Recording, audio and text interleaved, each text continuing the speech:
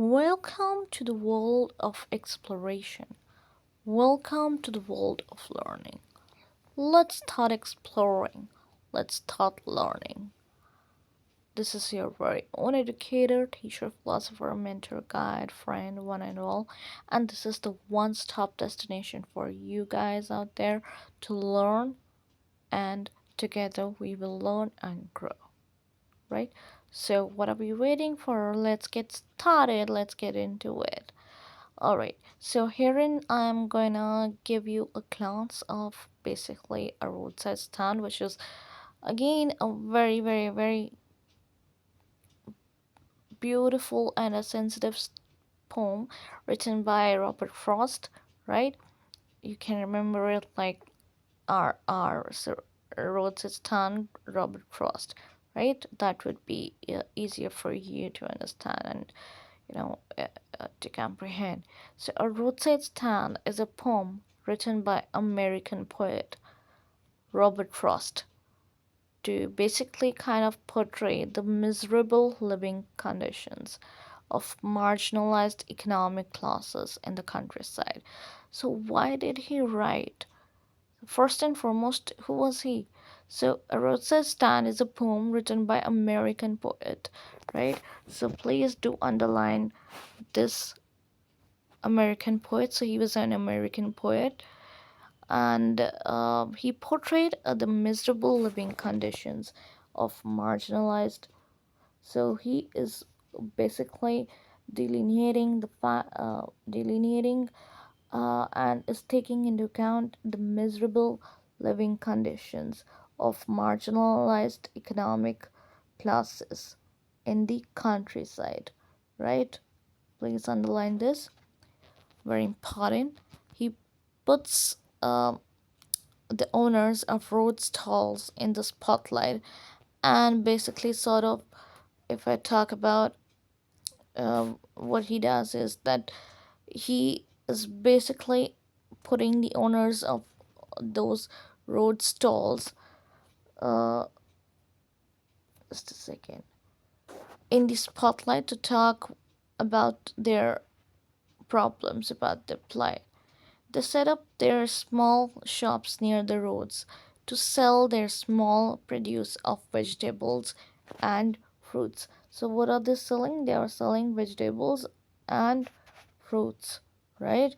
The city people who pass by the roads in luxury cars do not want to spend their money on the frugal products.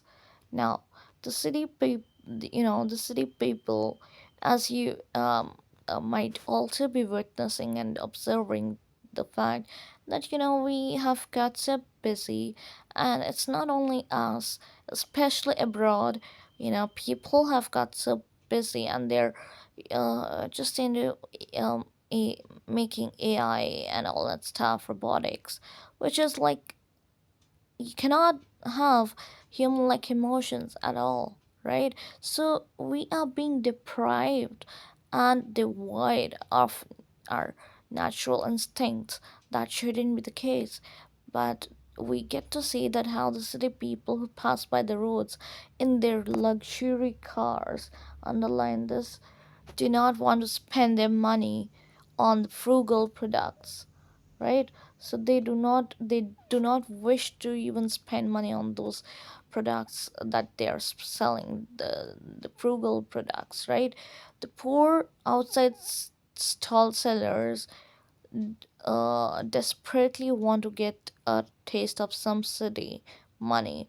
But they feel like having money. They want money, they wish, they desire for it.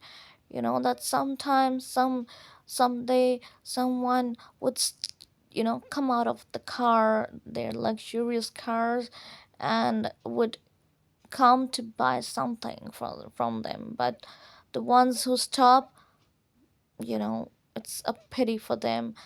For the roadside owners, uh, so for the roadside stall sellers, the poor roadside stall sellers desperately want to get a taste of some city money, but the ones who stop only ask the price of the products. But if they stop, first and foremost, they do not stop. But if they stop, they want to know the price of the products on display. So they are not coming there in order to purchase or in order to buy something, but they want to just ask. They have this urge of asking the price of products which were kept, which were on display, or to back up their car, or for directions to their destination, or some gas for their vehicles. So these are various reasons for which the city dwellers or the city people actually stop. Otherwise, they do not even bother to, look after, or to, they do not even consider buying things from them. So either they back up their car, that means uh, they, when they have to park the car, they don't find any sort of place, so they just, wish to uh, back up the car, push their car backwards, and then park, or may, maybe align it properly. Then they ask for help. They ask for directions, right? Underline. Please keep on underlining the stuff that I'm underlining, right? Jotting down the points, the important key points, so that in the exam you remember something or the other, right? To their destination, or some gas for their vehicles, or like, sometimes we also stop. We end up stopping at the petrol pumps. So that is why. And in India, if I talk about India, India, there are still humans working, they're workers, but abroad there is no such concept, right? uh, if we take into account, um, the petrol pumps, then there, the people actually have to walk miles and miles, and they have to really work really really hard. They don't have housemaids, house helpers. Don't they don't they have to fill the petrol by themselves. Their cars, they don't need to drive, they don't need to draw their curtains, they don't need to do anything. So, it's sort of comfortable life as well, leisurely life. But that is the case that is coming to India as well, which shouldn't be. So yeah, so we also stop, for filling our vehicles with gas, with petrol, but we do not ever think of buying something from petrol pump, although there are shops that you might have noticed, right? They consider their they consider these shops as a blot on the scenic beauty of the landscape, with their artless paint and signboards with N and S turned wrong. Now they are basically, they over here is referring to, they over here, just a second. Okay, so they over here is referring, they was referring to the city people, right? So yeah, they consider these shops as a blot, that means as a kind of a stigma, right? As a kind of a, what is happening, not this, I don't need it. Yeah, so the so it's a kind of a blot, as if it's a kind of a stigma for, they have such a beautiful scenic beauty.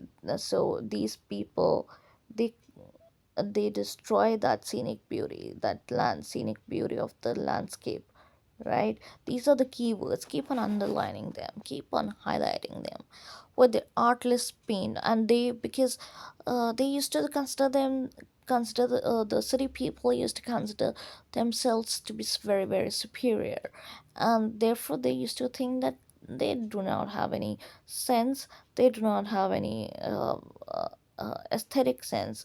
So they had their artless paint and signboards with the N that denotes the north direction and S denotes the south direction, turned wrong. The poet looks at this behavior with disgust. So the poet is actually looking at this behavior with disgust, utter disgust. Now the villagers pay a heavy price as they had to lose their land. Now the villagers, now they are paying a very heavy price. Why? Because they had to lose their land. The authorities fool them by promising a better life and good sleep.